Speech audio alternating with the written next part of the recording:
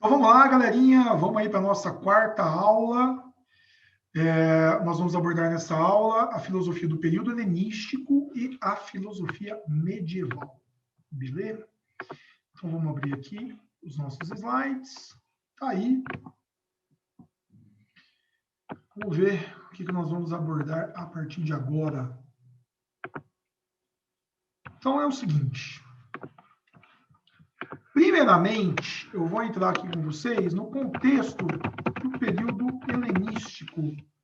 E daí você vai fazer uma relação disso aqui com a história que vocês aprenderam aí nas aulas. Você deve lembrar lá dos períodos da história grega, pré-homérico, homérico, arcaico, clássico e helenístico. Então vamos lembrar aqui, é um período marcado pelo domínio da Macedônia sobre a Grécia após a Guerra do Peloponeso. Então, eu vou grifar isso aqui, ó, domínio da Macedônia sobre a Grécia após a Guerra do Peloponeso, a partir do século IV a.C. Então, o início da conversa é esse. Se é um período de dominação, eu tenho que ver as consequências aqui, no caso, negativas, tá? Para a sociedade grega como um todo. Vamos pensar que, em geral, foi um período conhecido pelo fim da autonomia das cidades gregas e pelo poder exercido por Alexandre Magno e o seu helenismo. Vocês devem lembrar, né? O que foi esse helenismo? A mistura cultural entre gregos e não gregos. Tá? Então, primeiro, fim da autonomia das cidades gregas. É um momento do Império do Alexandre, do grande controle exercido por ele. Tá? Isso a gente não pode se esquecer. Beleza? É um império com características muito autoritárias. Segundo, é lembrar o que é o helenismo. O Alexandre era um grande admirador da cultura grega, e ele vai pegar essa cultura grega e vai levar lá para onde? Para o Egito, para a Mesopotâmia, para a Índia, e ele vai fazer casamentos forçados para fazer a mistura cultural, e ele vai criar várias cidades com o nome dele, que é Alexandria. Tá? Acho que todo mundo se recorda dessa parte. O que a gente tem que lembrar é que, do ponto de vista filosófico, este período destacou assuntos como ética, felicidade, prazer e outros. Tá? Mas o principal que vai ser discutido é ética, felicidade e prazer. É visto como período de decadência. Tá? Também é importante dizer isso, porque a decadência das cidades vai levar a uma própria decadência filosófica. Eu acho que é legal a gente comentar essa questão. Um ponto que eu também gostaria de marcar para vocês é que as características deste período ficaram, ou melhor, estiveram presentes até o período romano. Então, a gente tem marcas helenísticas até por volta do século II, até o 3 depois de Cristo, quando a filosofia cristã começa a ganhar força. Beleza? Onde que essa parte cai mais? Cai para a galera que vai pensar o EM, principalmente. Tá? Mas já caiu um exercício no Enem. Então, fica ligado que essa parte é bem interessante. É um repertório de redação que me parece bem legal. Tá? Então, primeiro, né, vamos ver a escola do cinismo, do epicurismo, do estoicismo e o ceticismo. Vamos ver de maneira panorâmica, e aí a gente faz o foco da filosofia medieval. Tá? Então, primeiro, os cínicos. Quem foi o grande nome do cinismo? Foi o Diógenes. Diógenes o cão, né? Diógenes o cachorro. Diógenes disse assim, né? Chamam-me de cão, pois faço festa para as migalhas, lato para os patifes e mordo aqueles que me negam. O Diógenes é um grande exemplo aí do empobrecimento que as cidades gregas tiveram no período helenístico. Como era um período de dominação, as cidades ficaram muito abandonadas, né? Os seus centros, nas ágoras, ficaram jogados, como as praças no Brasil, por exemplo, praças abandonadas. E aí nós tínhamos muitos cachorros, mendigos, pessoas que vagavam por ali. E o Diógenes era um desses caras que vivia com pouca roupa, vivia com uma lamparina na mão, morava num vaso, né, num cântaro, e ele andava para cima e para baixo com essa lamparina, perguntando assim: olha, eu procuro pelo homem. Onde estão os verdadeiros homens? Eu não encontrei nenhum verdadeiro homem. O Diógenes queria mostrar para a sociedade grega que o valor das coisas não estava na matéria, não estava nos bens. O valor das coisas estava na simplicidade, estava no conhecimento, estava na vida virtuosa, que era a vida simples. Diógenes dizia que não existiam verdadeiros homens porque todas aquelas pessoas eram falsas. Viviam em busca de honrarias, viviam em busca de status, de bens materiais, em um momento de decadência, que era o momento do período helenístico. Diógenes vai dizer uma frase muito forte, né? Bastar-se a si mesmo. Eu me basto. Eu não preciso de nada nem de ninguém para ser feliz. A felicidade está onde? Está na simplicidade. A felicidade está justamente no encontro consigo próprio. Tá? O que significa isso? Eu sou verdadeiramente feliz e livre se eu não preciso de nada nem de ninguém. As pessoas são falsas buscando amizades de aparência, empregos de aparência. Elas não são verdadeiras porque elas precisam criar máscaras sociais para conseguir o que precisam. Se eu viver sem nada, sem bens materiais, eu não preciso nem de nada nem de ninguém para ser feliz. Eu consigo ser feliz comigo mesmo. Então, o Diógenes tinha essa pauta aí de simplicidade. Você vai perceber que ele é uma inspiração para o Chaves, que vocês conhecem, né, o personagem criado pelo Roberto Bolanhos.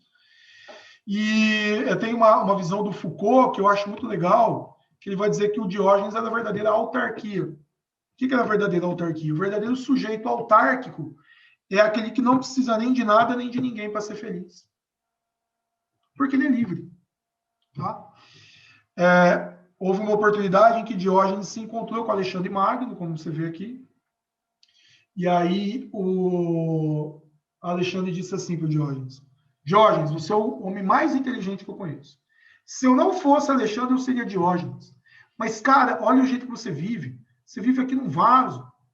Faz o seguinte, realize qualquer pedido que eu vou realizar, que eu vou fazer. Peça qualquer coisa que eu vou realizar para você. Aí o Diógenes disse assim para ele: Alexandre, eu quero apenas que você saia do meu sol. Deixe o sol brilhar sobre mim, que isso me basta. Eu não preciso de você para ser feliz. Tá? Então veja como que era um comportamento totalmente oposto ao que estava se acostumado, que a gente estava acostumado na Grécia, principalmente na Grécia clássica, com muito luxo, com muito status. Quem também fez muito sucesso naquela época foi Epicuro. E olha aí a galera que vai prestar o EN, né? Afirmação número 1. Epicuro ensinava em um jardim verdadeiro, né? O famoso jardim de Epicuro. Tá? Afirmação número 2. Epicuro foi discípulo de Demócrito. Lembra que a gente viu lá na aula 1? Verdade, né? Epicuro achava que a physis estava nos átomos. Mas a origem, o princípio, eram os átomos. Qual que é a grande discussão da filosofia epicurista? A gente vai buscar o prazer, mas a gente precisa fugir da dor. Epicuro vai debater como que a gente pode ser feliz sem temer a morte, sem temer a fúria dos deuses. Isso é uma questão que naquela época eles falavam muito. Então, olha que legal essa questão. Eu não preciso me importar com a fúria dos deuses, porque isso não existe. Se os deuses existem, eles se preocupam com coisas grandiosas, as coisas do universo, e não com coisas pequenas como a minha e a sua vida. Eu não vou temer a morte, porque enquanto eu viver, ou seja, enquanto eu sou, eu não vou temer aquilo que não é. Aquilo que não é a morte. Então, eu não posso temer aquilo que não existe. Então, eu vou viver hoje. O que me importa é o agora. Porém, Para que eu encontre de fato a felicidade, e isso foi questão do Enem, você vai ver no nosso material, nessa parte do período helenístico, para que eu encontre a felicidade, eu preciso ter somente o prazer necessário. O prazer não necessário é o prazer vulgar. Quais são os prazeres não necessários e vulgares? São os prazeres que me causam dor. Tudo aquilo que for excessivo, tudo aquilo que me causar dor, não deve ser praticado. Então, por exemplo, se um dia você comeu demais e te fez mal, não coma em excesso novamente. Se você fez muita atividade física e isso te causou mal, não faça novamente. Se você trabalhou muito e te causou mal, não faça novamente. Eu devo ser racional para evitar, tá, todo prazer que é excessivo. É preferível uma vida longa de prazeres moderados a uma vida curta de prazeres excessivos. Ele tem uma influência do Aristóteles na ideia do equilíbrio que a gente viu agora há pouco. Ele falava muito em praticar a ataraxia. Essa é uma palavra muito comum naquela época. Em buscar a paz interior. Eu vou encontrar a paz interior na moderação.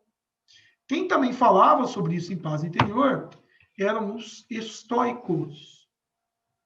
O estoicismo, aí, como eu te disse agora no início da aula, né, ele vai entrar, a filosofia helenística vai até o Império Romano. E já vai ter uma influência ali dentro do cristianismo. O estoicismo é considerado por muitos a primeira escola internacional da filosofia. Por quê? Porque ela se expandiu pelo Império Romano. E ela foi muito democrática, porque ela teve um imperador romano, né, o Marco Aurélio, ela teve um escravizado, que foi o Epícteto, e um grande nome, que foi o Sêneca. Isso é considerado por muitos o maior nome do estoicismo. A premissa básica do estoicismo é muito interessante, que é qual? Galera, nós não temos controle sobre as coisas da vida. Eu não tenho controle sobre o sofrimento, a dor, se eu vou ser feliz ou não, a tristeza, o sucesso, o fracasso, quando eu vou morrer. Não há controle. E por que não há controle? Porque existe uma força que controla o universo. Existe uma razão universal que controla o universo. Existe um Deus. Mas volta àquela discussão do Aristóteles. Não é um Deus para o qual eu vou orar, para o qual eu vou debater com ele algo aqui no meu interior, para que eu vou ofertar. Não. É uma força. Que é causa e consequência de tudo aquilo que acontece. Então, olha só. Se eu não tenho controle sobre as coisas do mundo, por que eu vou ficar pensando na morte? Por que eu vou ficar pensando num fracasso? Tá? Por que eu vou ficar pensando aqui em coisas que eu não tenho a menor condição de controlar? Se eu não tenho condições de controlar, o que eu tenho que fazer? Ó, eu tenho que me resignar. Eu tenho que aceitar. Aceite, simplesmente aceite tudo aquilo que aconteceu. Esqueça o passado, não tema o futuro, viva o hoje, aproveite. E aí eles falavam em ataraxia, né? Na noção de paz interior, falando uma vida junto à natureza. Vai viver junto à natureza. Porque a vida aqui não vai adiantar. Essa vida aqui na cidade, no cosmopolitismo, na corrida, não vai dar, você vai ficar maluco. Vai viver junto à natureza. Vai viver de maneira simples. Se relaciona muito ao minimalismo que você vê hoje, né? Pessoas que abandonaram tudo e foram viver junto à natureza. Tem um filme famoso, né, que é o Into the Wild, que fala sobre isso. E, por fim, nessa época também houve o ceticismo. Eu vou só dar uma ideia geral. Lá no Descartes, eu vou retomar essas noções de ceticismo. Tá? O pirro, ceticismo pirrônico, foi o cara mais conhecido dessa época. E um cético, né, vamos lembrar, é aquele que vai partir sempre da dúvida, que vai desconfiar do conhecimento. E, no caso, eles desconfiavam de um conhecimento universal, absoluto, definitivo. Tá? E eles vão dizer que a gente não tinha uma base sólida, né, uma estrutura do conhecimento forte, segura, para a gente afirmar, tá, com certeza absoluta de que algo é verdadeiro ou então falso. Eles diziam que tanto a razão como o próprio empirismo eram limitados. E isso proporcionava um conhecimento duvidoso. Então, a gente se angustia muito nessa busca, né, por um conhecimento verdadeiro, um conhecimento inquestionável. E isso deve ser abandonado, porque a gente não consegue chegar a uma verdade inquestionável. Então, o que a gente teria que fazer? A gente deveria aceitar aquilo como verdadeiro, daquilo que é uma convenção social, o que é definido por uma sociedade, sem ficar naquela crença da busca por uma verdade absoluta. Essa noção de ceticismo vai influenciar muito o pensamento cartesiano, lá no começo da modernidade, esse sim muito cobrado no seu vestibular, e a gente vai ver na aula 6. Beleza? Daí, turma, aqui a gente tem que fazer uma transição que me parece bem interessante para a filosofia medieval. E olha só. Vamos lembrar que em cerca de 3 séculos, o cristianismo deixou de ser religião perseguida para se tornar religião livre. Eu vou colocar aqui para você. Opa. Edito de Milão. E, pouco depois, religião oficial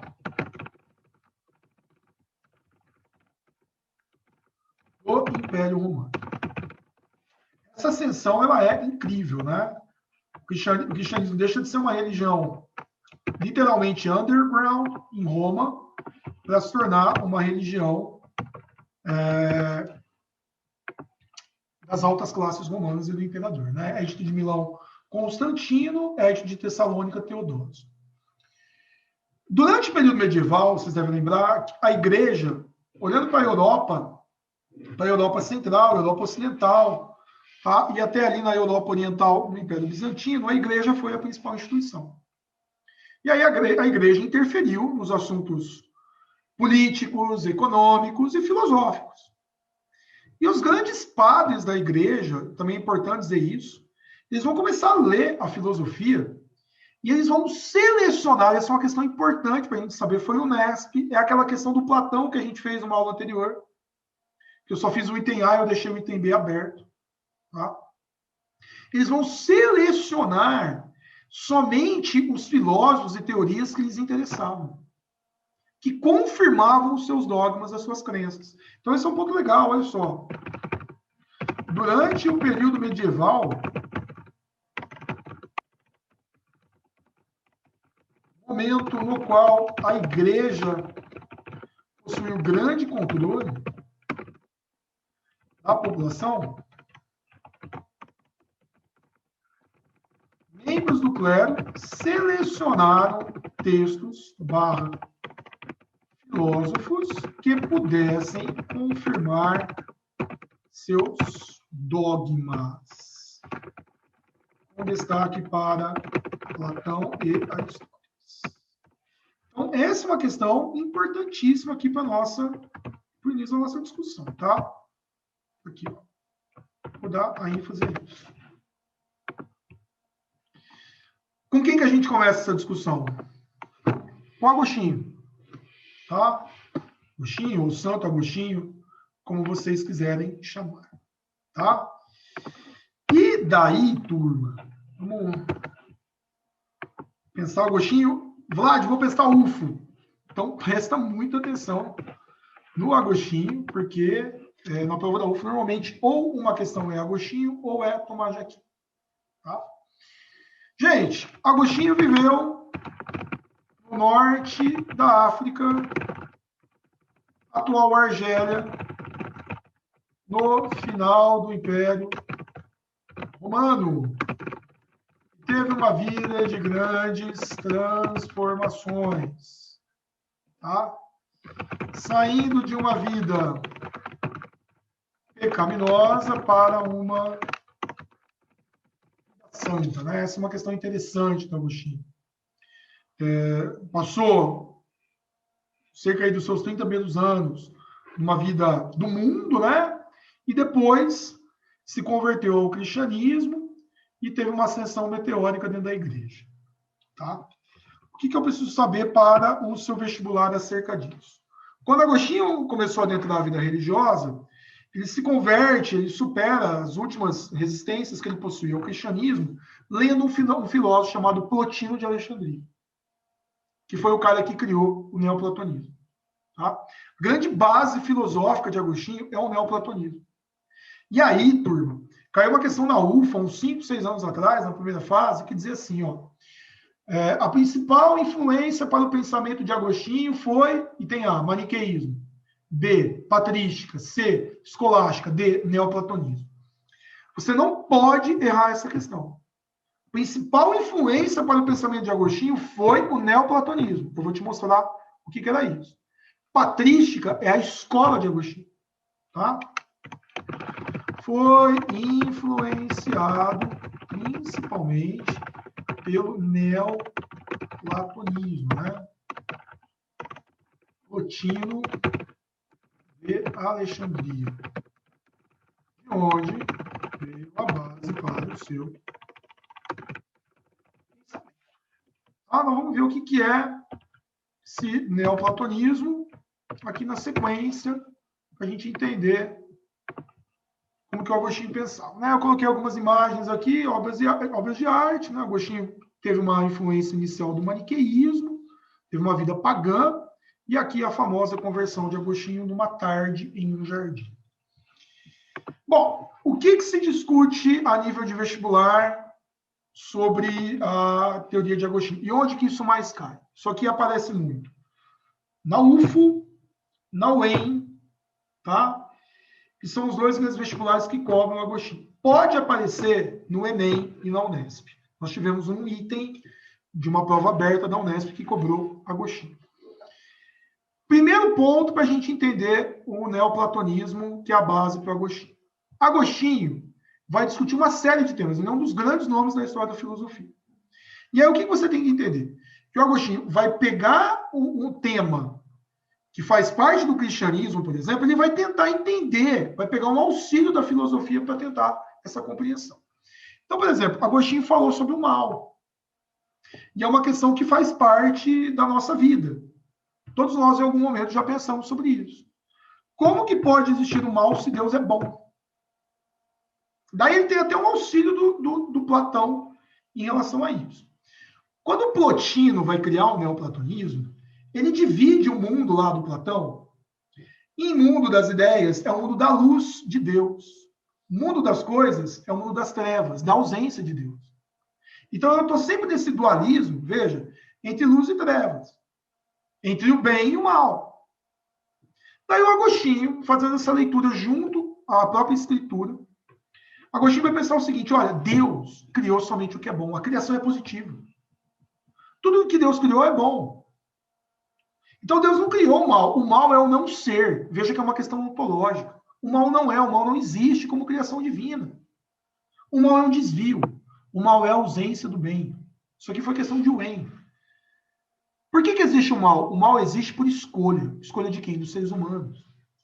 Nós escolhemos o mal. Nós preferimos ficar nas trevas ao invés de escolher o quê? A luz divina.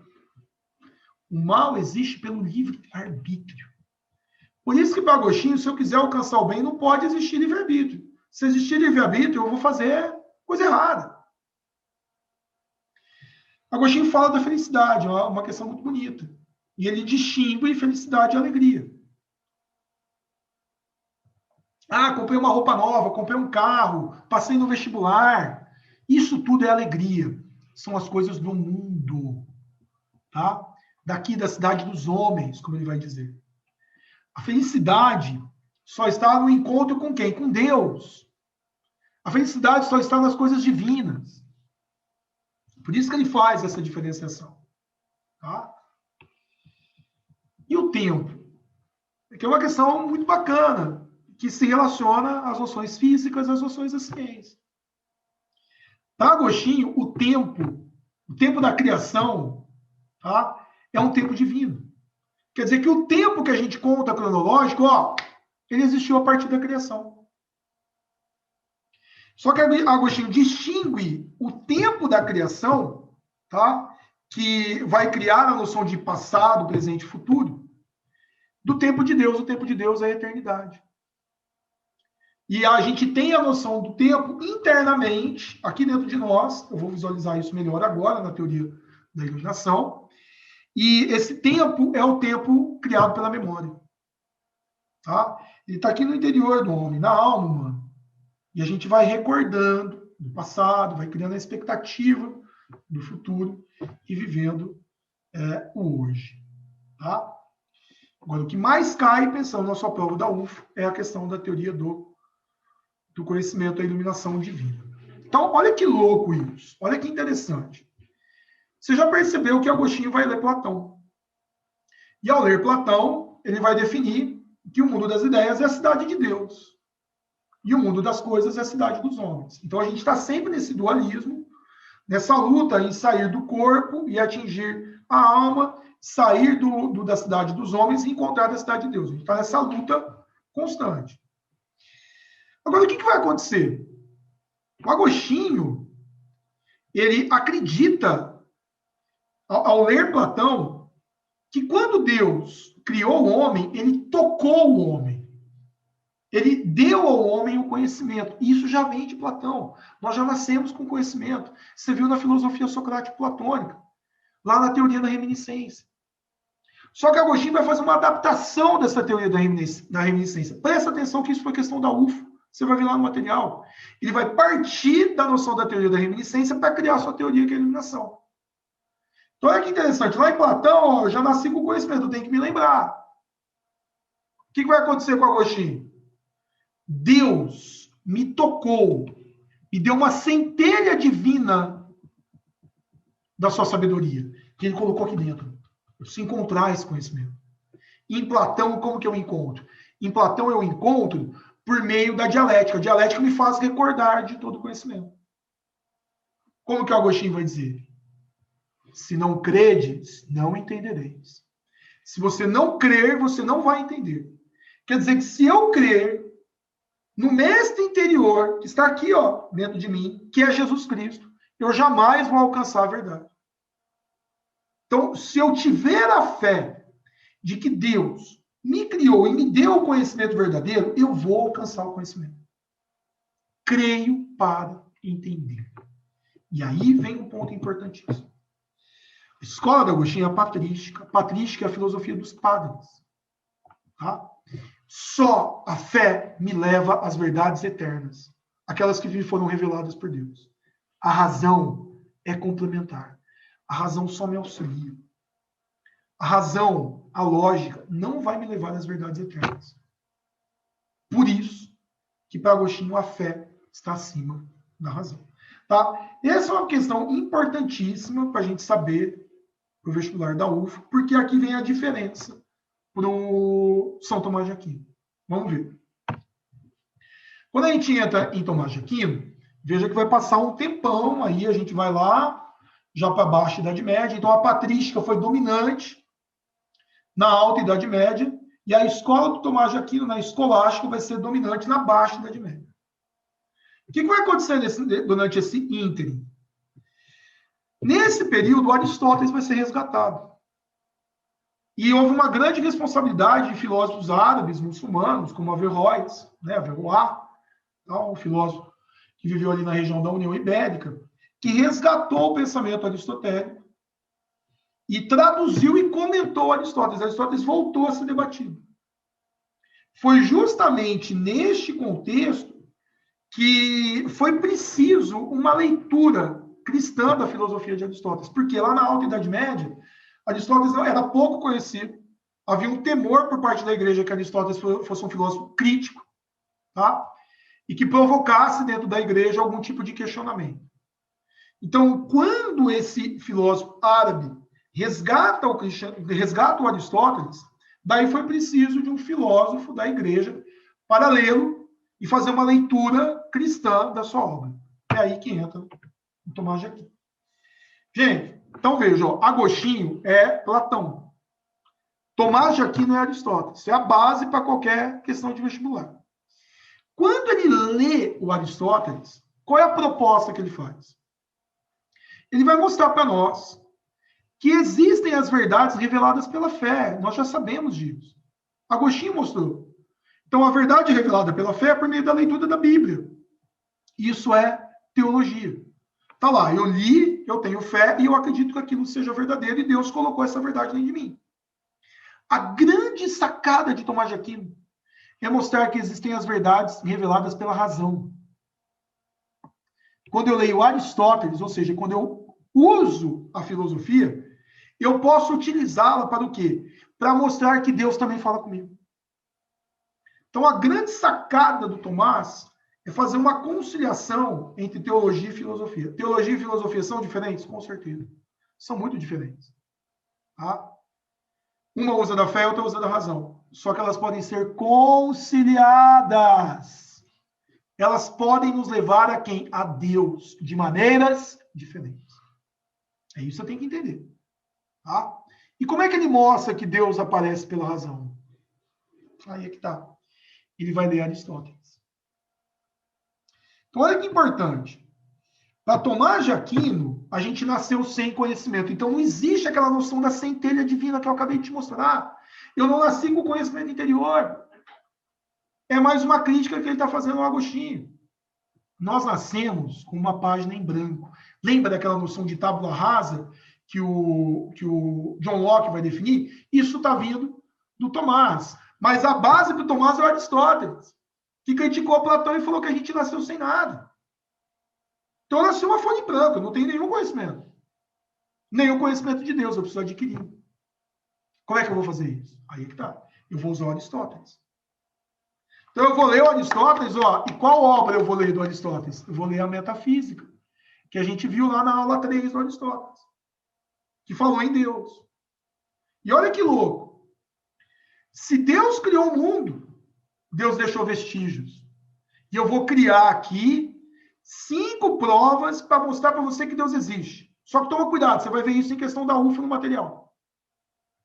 Essas provas não são provas concretas, não são provas diretas, não são provas sensíveis. Quer dizer que você não vai ver Deus, você não vai tocar Deus, você não vai sentir Deus.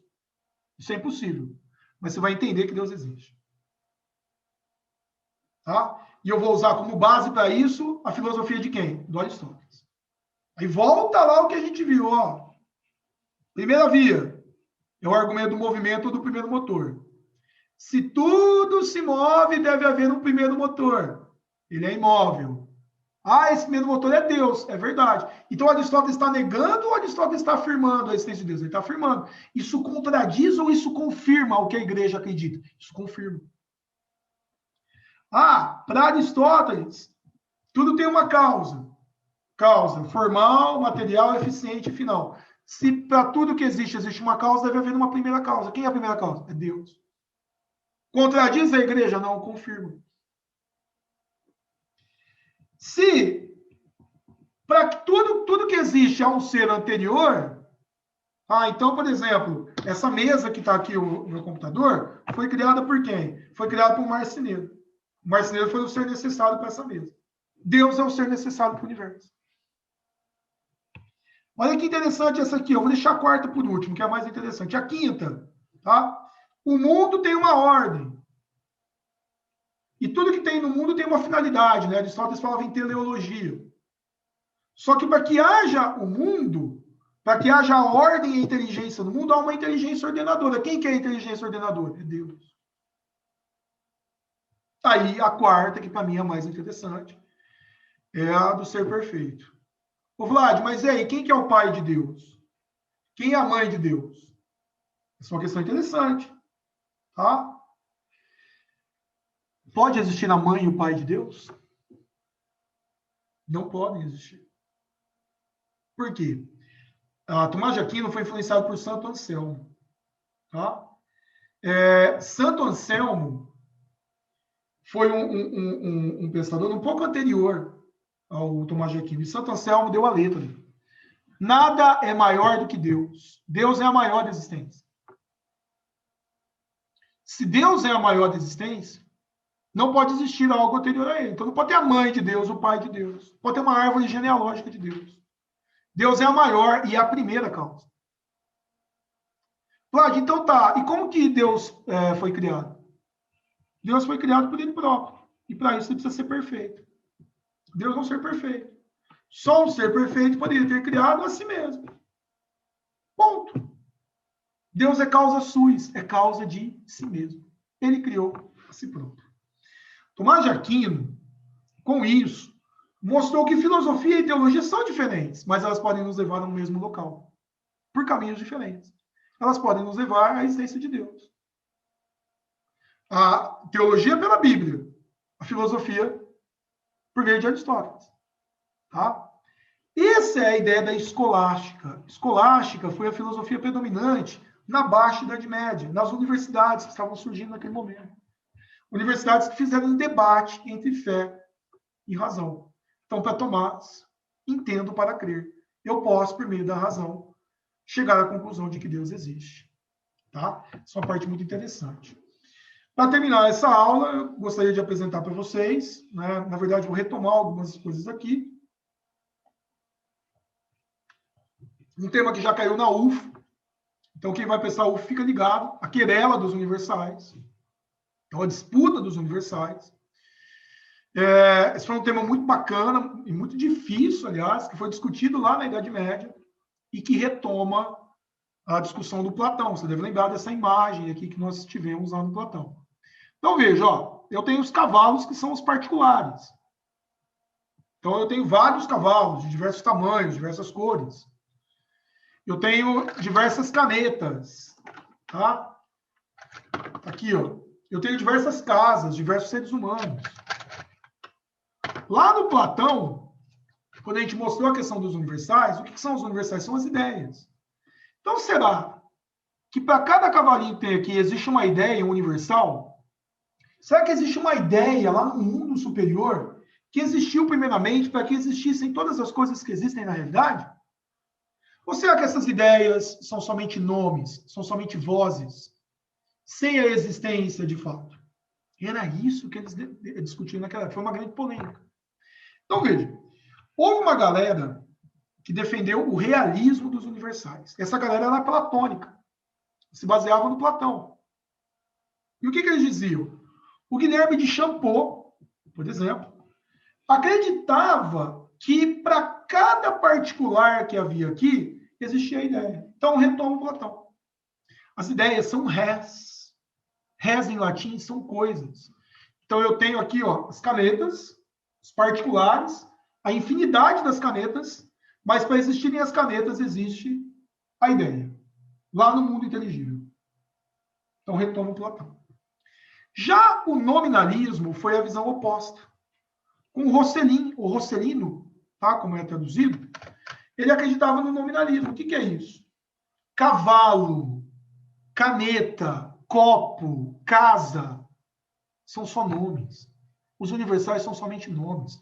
Os universais não existem anteriormente. Eles não estão lá no mundo superior. Então, vozes, são sons.